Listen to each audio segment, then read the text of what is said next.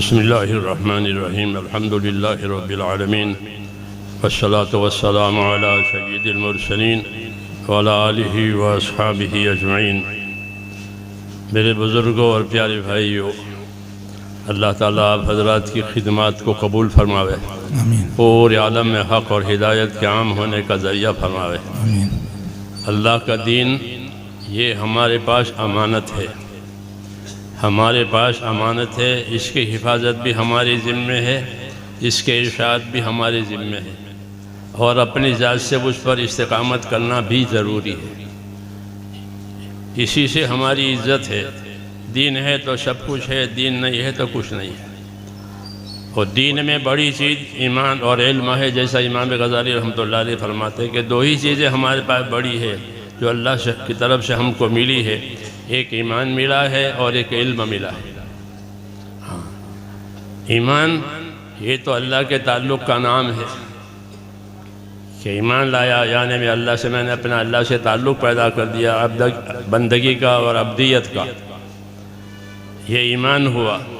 اور ایمان کا تقاضا اطاعت ہوتا ہے کہ اللہ پر ایمان لا کر کیا کرنا ہے، کہ اللہ کی اطاعت کرنی ہے۔ تمام نبیوں کو اللہ تعالیٰ نے اطاعت قائم کرانے کے لیے روئے زمین پر بھیجا ہے۔ وَمَا أَرْسَلْنَا مِن رَّسُولٍ إِلَّا لِيُطَاعَ بِإِذْنِ اللَّهِ۔ تو اطاعت قائم کرانے کے لیے نبیوں کو بھیجا ہے، اور اطاعت علم کے بغیر ہو ہی نہیں سکتی۔ اس لیے اللہ تعالیٰ نے نبیوں کو جس طرح بھیجا، ان کے ساتھ یہ علم اتارا ہے، علم الہی۔ یہ بڑا شرف ہے۔ اللہ جس کے ساتھ بھلائی کا ارادہ کریں گے، وہ اس کو اپنے دین کی سمجھ دیں گے، وہ اپنا دین دیں گے۔ اس لیے یہ بڑی نعمت ہے، خصوصاً قرآن و حدیث، یہ تو اصل علم ہے۔ یہی حضور کے پاس تھا، اسی کی تبلیغ کی، اسی کی تعلیم دی، اسی سے تربیت ہوئی ہے۔ تو یہ بڑی نعمت ہے، جس کو یہ ملا وہ خیر کثیر اس کو مل گئی۔ تو ہم جس زمانے میں وہاں تھے، پڑھتے تھے دورائے حدیث میں، تو جب ہمارا سال ختم ہوا، 149 تھے ہم لوگ، 150 میں ایک کم، تو حضرت رحمۃ اللہ علیہ نے بخاری شریف ہماری ختم کرائی، پھر اپنی چوکی پر کھڑے ہو گئے۔ اللہ ان کو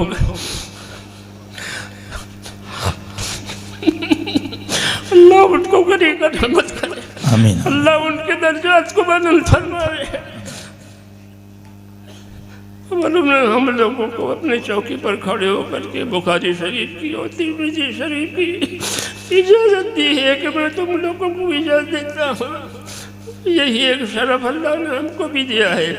اس لیے جیسے میرے حضرت رحمۃ اللہ علیہ نے مجھ کو اجازت دی تھی بخاری شریف کی اور ترمذی شریف کی، تو ان پڑھنے والوں کو بھی میں اپنی طرف سے ایسی اجازت دیتا ہوں جس کی میری شیخ نے مجھے۔ اللہ تعالیٰ مجھے بھی قبول فرمائے، آپ کو بھی قبول فرمائے۔ علم کا مقصد کہ علم کیوں اترا ہے؟ علم تو اس لیے اترا ہے تاکہ اللہ سے اپنا تعلق صحیح کیا جائے۔ عقائد میں، اعمال میں، اخلاق میں، سب چیزوں میں علم رہبری کرتا ہے۔ اس لیے صحیح علم لینا ہے، اور سب سے پہلے اپنے آپ کو اپنے علم کے تابع کرنا ہے۔ جو اپنے علم کے تابع کرے گا وہ ہے عادل، عدول۔ اور عادل اسے کہتے ہیں کہ جو اپنے آپ کو اپنے علم کے تابع کرے، اور جو اپنے علم کے تابع اپنے آپ کو نہ کرے اس کو فاسق کہتے ہیں۔ اللہ نے بنی اسرائیل کے علماء کو عام طور سے فرمایا کہ ان کی اکثریت فاسق ہے، حالانکہ ان کے پاس علم ہے۔ کیوں؟ کہ وہ اپنے علم کے تابع نہیں تھے، انہوں نے علم کو اپنے تابع کیا تھا، علم کو اپنے تابع کیا تھا۔ وہ تحریف بھی کرتے تھے، تاویل بھی کرتے تھے، جی ہاں۔ اس لیے ان کو کہا کہ ان کی اکثریت فاسق ہے۔ تو اپنے علم کے تابع نہ ہونے والا فاسق کہلاتا ہے، ہاں، اور اپنے علم کے تابع ہونے والا عادل کہلاتا ہے۔ صحابہ سارے کے سارے عادل ہیں کہ وہ اپنے علم و ایمان کے تابع ہیں، اور انہوں نے اپنے ایمان کو اور اپنے علم اپنے آپ کو ایسا تابع کیا کہ ان کو اللہ تعالیٰ کے نبی کی طرف سے سند ملی کہ اصحابی کالنجوم، کہ میرے صحابہ تو ستاروں کی طرح سے، کہ ستاروں میں روشنی بھی ہے، رفتار بھی ہے۔ ستاروں میں روشنی بھی ہوتی ہے، ان کی روشنی سے لوگ فائدہ اٹھاتے ہیں، اور ان کے اندر رفتار بھی ہے کہ ان کا نور کا تعدیہ ہوتا ہے۔ اسی طرح اس علم میں بھی دونوں باتیں ہیں کہ اپنے آپ کو اپنے علم کا تابع کرے. اگر اپنے علم کے تابع عالم نہیں کرے گا تو اپنی خواہش کے تابع ہوگا. یا تو ہدا یا ہوا، ان دونوں میں سے ایک کی تابعداری آدمی کا نفس قبول کرتا ہے. اگر ہوا کے تابع ہو گیا تو پھر وہ کام سے گیا. کہ سب سے زیادہ گمراہ وہ ہے جو ہوا اور خواہشات کی تابعداری کرے. اس کے مقابلے میں ہدا ہے، صحیح ایمان، صحیح عقائد، صحیح اعمال. هو الذی ارسل رسولہ بالہدی ودین الحق، کہ اللہ نے اپنے نبی کو ہدا اور دین حق یعنی صحیح عقائد، صحیح اعمال کے ساتھ بھیجا ہے. تو ہم اس کا اتباع کریں گے، اس کی ہمیں ہدایت ہے. یہی وہ علم ہے جو نبی کریم صلی اللہ علیہ وسلم کی طرف سے ملا ہے. اور ایک تو ہمیں اپنے علم پر استقامت پیدا کرنی ہے، یہ سب سے پہلا تقاضا ہے کہ ہر عالم اپنے آپ کو اپنے علم کا تابع کرے. ہاں، یہ تقاضا ہے. فاستقم کما امرت ومن تاب معک. آپ کو حکم دیا جا رہا ہے کہ اے نبی، جو بات آپ پر آ رہی ہے اپنے آپ کو استقامت کے ساتھ اس پر رہیں، اور جو آپ پر ایمان لائیں وہ بھی استقامت کے ساتھ رہیں.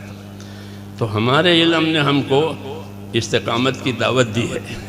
اللہ نے کہ اپنے علم پر استقامت کے ساتھ رہو. دوسری ذمہ داری کہ علم کو اللہ نے ایک مشترک سرمایہ بنا کر کے اتارا ہے کہ اس میں سب کا حصہ ہے. جیسے بارش کے پانی میں سب کی روزی ہے. حضور صلی اللہ علیہ وسلم اپنے علم کی مثال بارش کے پانی سے دیتے تھے. مثل ما بعثنی اللہ من العلم والہدی کمثل غیث الی آخر الحدیث، کہ جو علم و ہدایت دے کر پروردگار نے مجھ کو بھیجا ہے وہ ایسا ہے جیسا کہ آنے والی بارش. تو بارش میں سب کا رزق ہے، بارش میں سب کی حیات کا سامان ہے. اسی طرح حضور صلی اللہ علیہ وسلم جو علوم لے کر آئے ہیں وہ علوم انسانیت کے ہر طبقے کے لیے ہدایت کا بھی سبب ہے، نجات کا بھی سبب ہے. حاکموں کا طبقہ، تاجروں کا طبقہ، زراعت کرنے والوں کا طبقہ، ملازمین کا طبقہ، یہ معیشت کے 4 طبقے ہوتے ہیں ہر زمانے میں. تو ان تمام طبقوں کے لیے رہبری اس علم میں ہے کہ وہ اپنے آپ کو اس علم کے تابع کرے. مولانا محمد یوسف صاحب رحمۃ اللہ علیہ فرماتے تھے کہ ہمارے دین میں ہر شعبے کے فضائل ہیں، ہر شعبے کے مسائل ہیں. ہمارے دین میں ہر شعبے کے فضائل ہیں، ہر شعبے کے مسائل ہیں. حکومت اور اقتدار کے فضائل ہیں، اس کے مسائل ہیں. تجارت کے فضائل ہیں، تجارت کے مسائل ہیں. زراعت کے فضائل ہیں، زراعت کے مسائل ہیں. مزدوری کے فضائل ہیں، مزدوری کے مسائل ہیں. یہ معیشت کے شعبے ہیں، گزارے کے شعبے ہیں یہ. تو ان 4 شعبوں کی رہبری اس علم میں جو اتارا ہے. اس لیے یہ مشترک سرمایہ ہے سب کے لیے کہ جن کے پاس آوے یہ علم وہ اپنے آپ کو اس کا تابع کرے. دوسرا، اور دوسروں کو اس کی دعوت دے. اور جو دعوت قبول کر کے آوے وہ طالب ہے، اس کو طلب کے مطابق اس کو علم دے. اس طرح یہ طریقہ رہا ہے. اور اسی طرح یہ علم چلتا ہوا اللہ تعالیٰ نے ہم تک پہنچایا ہے. اللہ تعالیٰ آپ حضرات کے مسائل کو قبول فرماوے اور ہم سب کو اس علم کے ذریعے سے اپنے مقبول بندوں میں داخل فرماوے. جی ہاں، اور ہم سب کا انجام بخیر فرماوے. اللہ تعالیٰ آپ حضرات کی خدمتوں کو قبول فرماوے. جزاکم اللہ تعالی.